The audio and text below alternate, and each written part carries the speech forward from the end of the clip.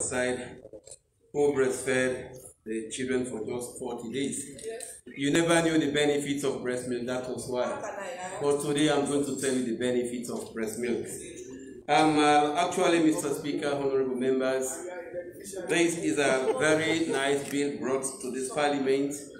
It is not only brought here today, I want to believe that there have been many consultations, as the other speakers have just said. We've held several meetings on this particular bill, and for it to be here today is a very laudable idea. I want to thank you very much and all those who fought it to be in the way of Parliament today for ratification. Of course, the bill, this breast milk substitute, as the chairman said, is not aiming to ban or to prohibit the importation of the breast milk substitute. Only it is our regulations which are going to be put forward. In that light, we want to actually safeguard and want to protect breastfeeding, because we know it is very, very much important for our children. When you born a child, within the first 1 hour, you need to put your baby to breast.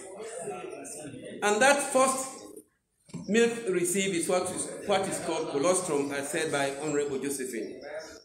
And of course, that colostrum is very, very much important for the child.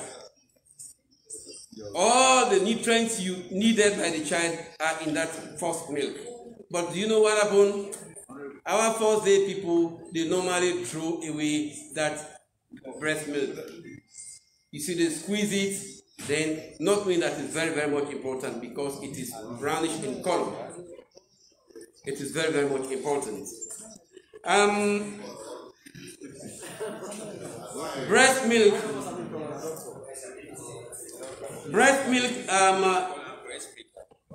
Of course, I said it's so important because when a woman continues breastfeeding, lactating mother continues breastfeeding, there is an advantage for that woman. It's going to prevent that lactating mother from developing breast and ovarian cancer. That the breast cancer and the cancer you get in the ovary or cervical cancer. So that one is so important. That is why it's necessary for us to encourage our wives, our sisters, our children to actually breastfeed because it is important. I'm not actually going into what Mr. Chairman said, of course, the importance of it. Some of us breastfed for 1 year, some 1 year, 6 months, some 2 years.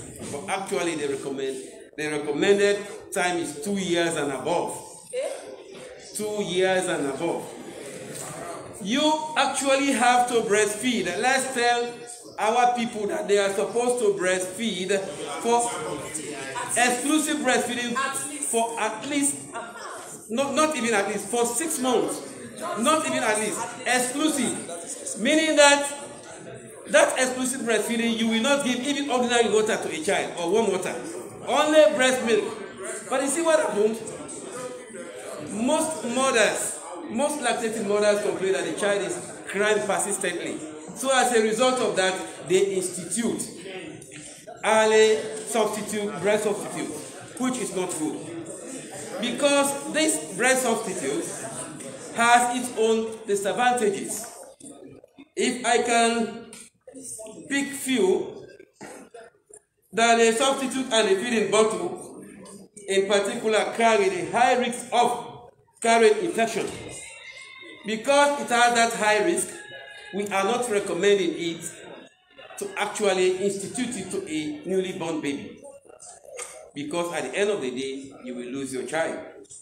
That is one big disadvantage. The infant formula also is not sterile. It's not a sterile product. It is not a sterile product. This I want you to know. In fact, as you are coming, you will see it is also here. If you can allow me, Mr. Speaker, to read it, that a powder formula is not sterile and may be contaminated with pathogenic microorganisms. You find this on page 30. The microorganisms during the manufacturing process or may become contaminated during storage or preparation. You see, this tells you that, of course, the powdered milk is not good. Please, let's take note of that, because please don't disturb me.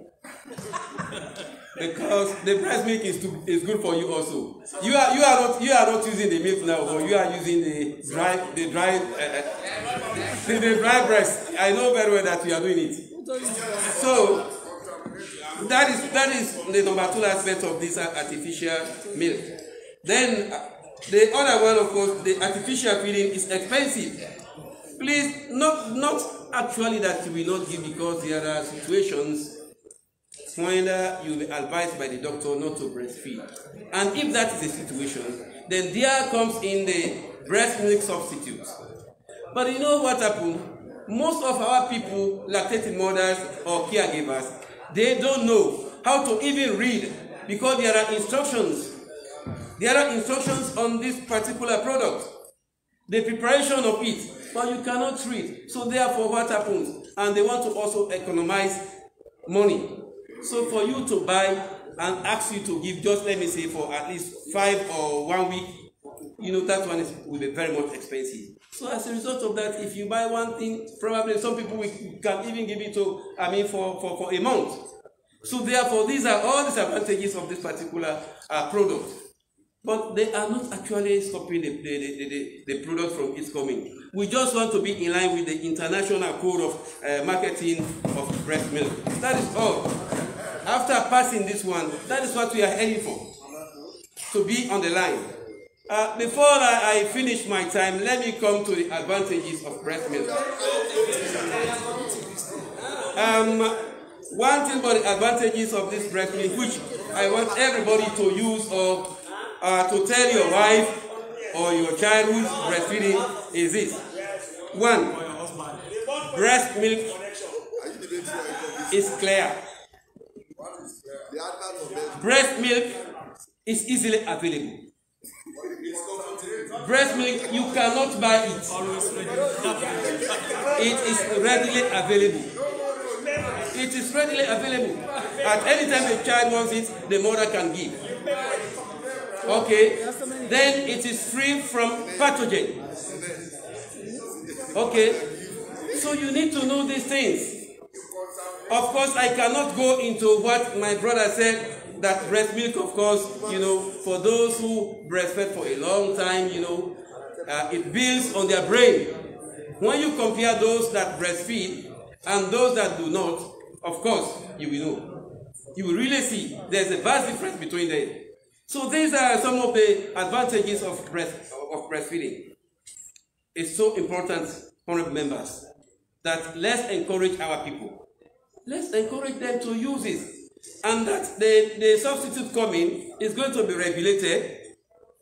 And in that light, when you go to hospitals, that is one thing, of course, which the ministry will take owners of it, that they need to actually teach our health workers. Why, if you want to institute breast milk to a child who is not, probably is not going to suck, then or is not going to breastfeed, that is the way to prepare it. It's very, very much important. You need not to shy away from that. Or else they will also continue to do, you know, as an ordinary person who does not know how to measure. So it's important, Mr. Minister. Please take note of that. I want to say thanks to you and to the honorable members, and to please ratify this bill, even though we have said that we want it to go to legislative committee so that we cross the T's and dot the I's. Thank you very much for bringing this bill, and thank you.